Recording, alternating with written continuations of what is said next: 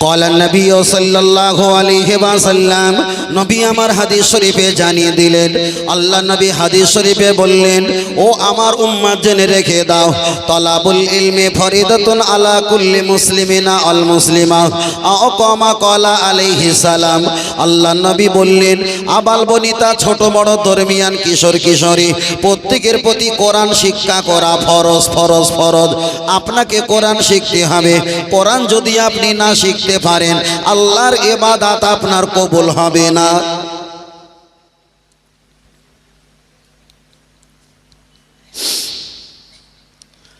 আমি আপনাকে বোঝাতে চেয়েছি, আপনার ইমাম সাহেব হুজুর 4 রাকাত এশার নামাজ পড়িয়ে দিয়েছে, বাদ বাকি আপনাকে 2 রাকাত সুন্নাত, 2 রাকাত নফল, 3 রাকাত বেতের কিংবা সুন্নাতে গায়ের মুআক্কিদা 4 রাকাত আপনাকে একা একা পড়া লাগবে।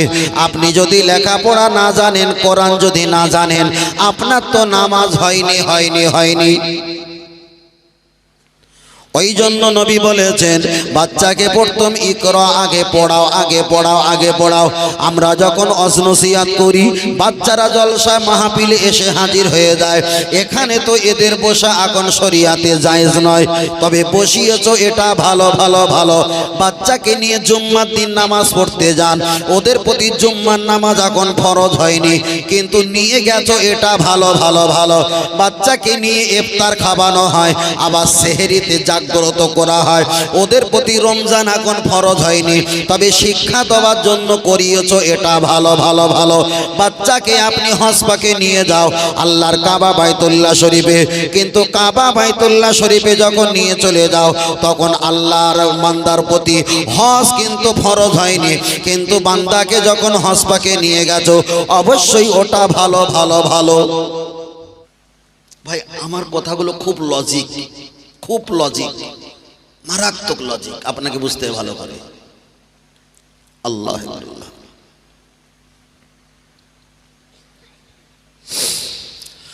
ও আমার জামান যুবকেরা, আমি আপনাকে বোঝাতে চেয়েছি, বাচ্চাকে নিয়ে আল্লাহর কাবা বাইতুল্লাহ শরীফে হজ পাকে চলে গেছে, ওই বাচ্চার প্রতি এখন হজ করা আল্লাহ ফরজ করে দেয়নি। বাচ্চার নামে ফুলান ইবনে ফুলান, বাচ্চার নামে কোরবানি দিয়েছো, বাচ্চার প্রতি এখন কোরবানি ওয়াজিব হয়নি। বাচ্চার নামে ফিতরা দিয়েছো, কিন্তু বাচ্চার নামে যাকাত দিয়েছো, বাচ্চার নামে এখন যাকাত দেওয়া কিন্তু ওয়াজিব হয়নি।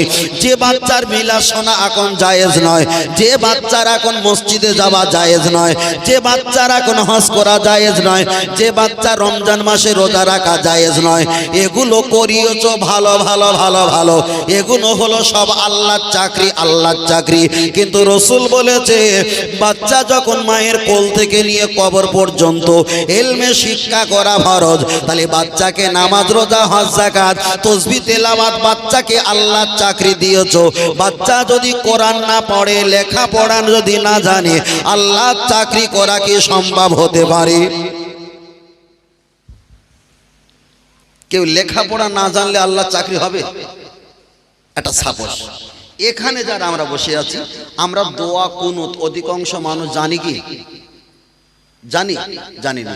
আচ্ছা, দোয়া কুনুত যদি না পড়া হয়, বেতের নামাজের ওয়াজিব আদায় হবে? আর বেতের নামাজ যদি ওয়াজিব আদায় না হয়, কোনো মসলা এসছে, ওই ওয়াজিবটা পরিপূর্ণতা ফাঁকি হয়ে গেলে, ডিলেট হয়ে গেলে, ফরজ নামাজেরও এটা করবে। তাহলে আল্লাহর নামে যে চাকরি করতে ঢুকেছেন, তাহলে লেখাপড়া না করে চাকরি করা বিফলটা বুঝতে পারছেন? আমরা লেখাপড়া করিনি, সব নামে আর কামে আর গ্যাস গন্ধ দুর্গন্ধ চলছে ভাই। আল্লাহ। ও আমার বাপজির, আমি আপনাকে বোঝাতে চেয়েছি, তাহলে বাচ্চার প্রতি ইলমে শিক্ষা করা ফরজ। এবার আমি আপনার কাছে একটাই কথা বলি, আপনি যদি লেখাপড়া না জানেন, আল্লাহকে, নবীকে আপনি চিনতে পারবেন না, চিনতে পারবেন না। এবার আমি আপনার কাছে আর একটা কথা বলি, আপনাদের এলাকায় কোনো ব্যক্তি মারা গেছে, আল্লাহ না করুক কোনো ব্যক্তি হঠাৎ করে মারা গেছে, ওই ব্যক্তির তার জানাজা মাইয়িত করা হবে। এখন আপনাদের এলাকায় অনেক মুআল্লার মানুষ আছে, জলসার দিন মানুষটা ইন্তেকাল হয়ে গেছে, ইমাম সাহেব হুজুর জানাজা নামাজ পড়াবে। এখন জানাজা নামাজ পড়াতে গিয়ে দেখতে পাওয়া যায় হয়েছে 5000 মানুষ ওই মাইয়েতের জানাজা নামাজ পড়তে এসেছে। তাহলে যে মাইয়েতের এলাকায় কোনো মাইয়েত হয়ে গেলে 1000-এর বেশি পাওয়া যায় না, কিন্তু জলসার কারণে এত লোক মানুষ ঢল নেমেছে। মাইয়েত ইন্তেকালের পর 5000 মানুষ তার জানাজায় হাজির হয়ে গেছে। এবার বলেন মাইয়েতের কপালটা ভালো না খারাপ? ভালো তো। যেখানে 1000 হয় সেখানে জলসার দিন ইন্তেকাল হওয়ার পরে হয়েছে কত? 5000। তাহলে 4000 বেড়েছে। কপালটা ভালো না খারাপ? ভালো ভালো ভালো ভালো। কতটা ভালো এবার পরীক্ষা করব আমি, হাফ মিনিট পরে পরীক্ষা করছি ভালো না খারাপ। আল্লাহ নবী হাদিস শরীফে জানিয়ে দিয়েছে বালগুম ইউসাল্লুনা, তোমরা নামাজ পড়বে, ওয়া সুবুনা, রোজা রাখবে, ওয়া হুদ্দুনা, তোমরা হাজ করবে। আল্লাহ নবী বলেছেন তিনটে কাজে তোমরা দেরি করবে না। যখন নামাজের সময় হয়ে যাবে তোমরা তাড়াতাড়ি নামাজের জন্য হাজির হয়ে যাবে। আল্লাহ নবী পরে বললেন আন্নাল মারআতা ইযা বালাগাতিল মাহিদা, একটা মেয়ে যখন সাবালক সাবালিকা হয়ে যাবে তাকে বিবাহ দেওয়ার জন্য তাড়াতাড়ি ব্যস্ততা হয়ে পড়ো। নবী আমার দ্বিতীয় নম্বরে বললেন অমাইয়েতে না, কোন ব্যক্তি যদি ইন্তেকাল হয়ে যায় তার দাফন কাফন দেওয়ার জন্য তোমরা তাড়াতাড়ি ব্যস্ততা হয়ে পড়ো। তাহলে আপনার কাছে আমি বক্তব্য করছিলাম, এখানে নামাজের কথা বলছি একটু পরে, বিবাহের কথা এখানে বলছিলাম একটাই মৃত ব্যক্তি মারা গেলে 1000 জানাজা নামাজ হয়, কিন্তু আজকের দিনে মারা যাবার কারণে হয়েছে 5000 ব্যক্তি জানাজা পড়েছে। তার কপালটা অনেক ভালো ভালো ভালো ভালো, কিন্তু কতটা ভালো এবার পরীক্ষা করা যাক। ইমাম সাহেব জানাজা নামাজ পড়িয়েছে, 5000 ব্যক্তি নামাজ পড়েছেন। বুখারীর হাদিসে বর্ণনা পাওয়া যায় কোন ব্যক্তি যদি ইন্তেকাল হয়ে যায়, ওই ব্যক্তির যদি 40টা মুসল্লি নামাজি নামাজ পড়ে, তার কবরের আযাবটা পুরো মাপ না হয়ে গেলে, তবে 40 জন, কমপক্ষে 40 জন মুসল্লি যদি জানাজা নামাজ আদায় করে, 40 জন মুসল্লির বরকতে আল্লাহ তার কবরের আযাবটা অনেক হালকা করে দিয়ে থাকে। হিসাব হবে, আরেকটা লাইন আছে বাকি হিসাব। তাহলে রাসূল বললেন কমপক্ষে 40 জন যদি মুসল্লি নামাজ পড়ে, কবরে আযাবটা পুরো মাপ না হলে হালকা হবে। আপনাদের আমাদের এলাকা হয়েছিল কত হাজার? আপনারা একটু কথা বলবেন না, কথা না বলে কিচ্ছু হবে না, না বলি সমস্যা। আজ আহলে হাদিসরা বাড়তেছ কেন? ওরে গল্প করে করে আর সওয়াল জবাব করে করে ছেলেরা এত পাণ্ডিত্য লাভ করেছে, তোমার আমার তো হুজুর যখন তখন চিৎ করে ফেলবে। আর 5টা বছর দাও। আমি ভবিষ্যৎবাণী করেছিলাম 3 বছর, 1.5 বছরের কাজ শুরু হয়ে গেছে, এক মমতাজুল ভাঙাচ্ছে। আর 2 বছর 5টা বছর যদি দাও লাইনটা বুঝতে পারবে, তখন এই ভ্যালি গোড়ালা হুজুরে আর খুঁজে পাবে না। আল্লাহ, ও আমার সোনা মানিকেরা, তাহলে 5000 ব্যক্তি জানাজা মাইয়েতের জানাজা পড়েছেন। আল্লাহ নবী জানিয়েছেন কমপক্ষে 40 জন, হয়েছে কতজন? 5000। তাহলে কপালটা ভালো। ইমাম সাহেব আর আমি প্যান্ডেলকে আপনাদের ঢুকিয়ে দিলাম, এবার হিসাব নেওয়া হচ্ছে। চাচাজি তুমি কি জানাজা নামাজ পড়েছো? হ্যাঁ পড়েছি। তুমি নিয়াত বলো। বললো নিয়াত তো ইমাম সাহেব বলে দিয়েছে, তুমি একটা বার দোয়া সানা বলো, ওটা আমি জানি না। জানাজা নামাজের দরুদ শরীফ বলো, তা আমি জানি না। জানাজা নামাজের দোয়া বলো হাইয়িনা মাইয়িতিনা শাহিদিনা গায়বিনা সাগিরিনা কাবিরিনা আযাকারিনা ওয়া উনসানা দোয়া বলো, তা আমি জানি না। তাহলে 5000 ব্যক্তিকে পরীক্ষা নিতে নিতে নিতে নিতে মাত্র পেয়েছি 13 জন। 13 জন। রাসূল বলেছিল কতজন? রাসূল বলেছিল 40 জন, আমরা পেয়েছিলাম 5000। কিন্তু পরীক্ষা যখন নিয়েছি সব গুলগুল্লা পেয়ে 13 জন কমপ্লিট জানাজা নামাজ পড়েছে। তাহলে মাইয়েতের বড্ড একটা উপকার হয়নি, একটাই কারণ, তুমি যে চাকরিতে ঢুকোছো বিনা লেখাপড়ার কারণে, ঠিক না বে ঠিক? লেখাপড়া করি চাকরিতে জানাজা ঢুকে ইলা শাহমাতি উদনাইহি জানাজা পড়েছে, ছিঁড়ে একেবারে তালুক লাটে তুলে দিস, ঘোড়ার কচু হয়ে যাচ্ছে। ওই জন্য রসুল বলেছে ইকরা, আগে পড়ো তারপরে চাকরি করো। নামাজে তাই, নামাজে তাই। আল্লাহ আল্লাহ আল্লাহ। ও আমার ছেলেরা, জওয়ান যুবকের, আমার বাপজির, আমি আপনাকে বোঝাতে চেয়েছি, এবার একটাবার আগিয়ে চলে যাওয়া যাক। তাহলে জানাজার বিষয়টা আমি পরিষ্কার করে দিলাম, মসজিদের বিষয়টা আমি পরিষ্কার করে দিলাম।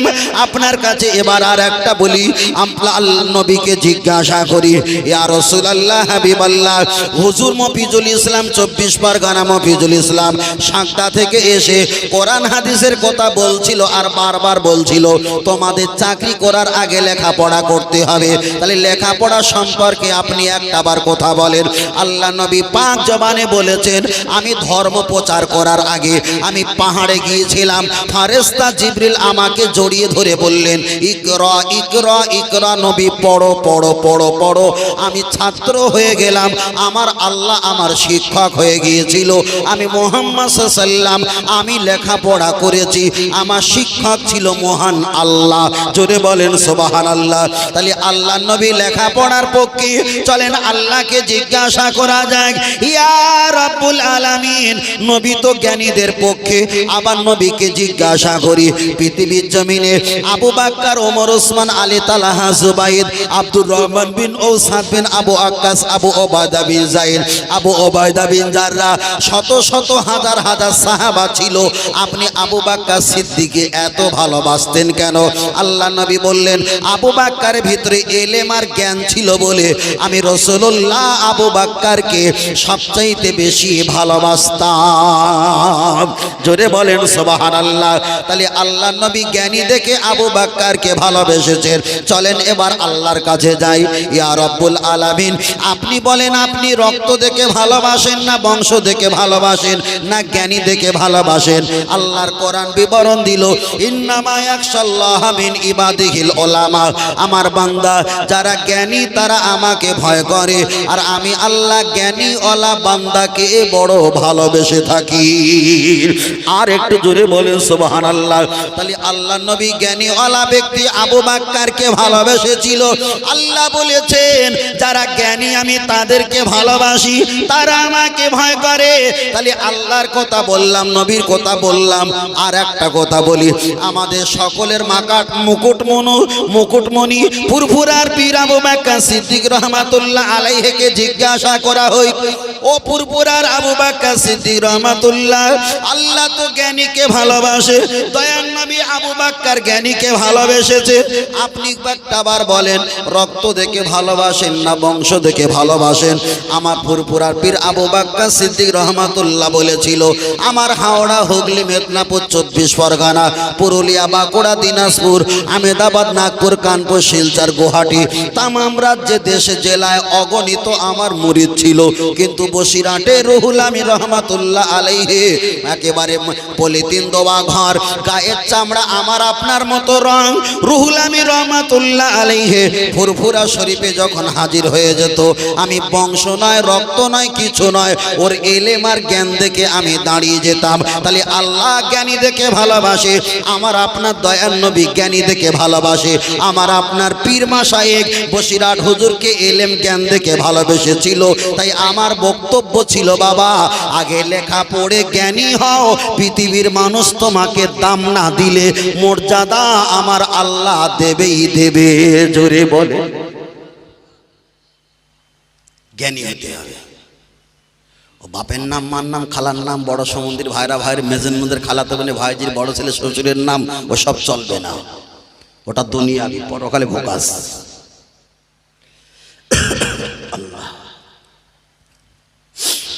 ও আমার জওয়ান যুবকের, আমি আপনাকে বলছিলাম, আজকে আপনাদের মসজিদের ইমাম সাহেব যিনি আছে, এনাকে আপনি রেখেছেন কি দেখে?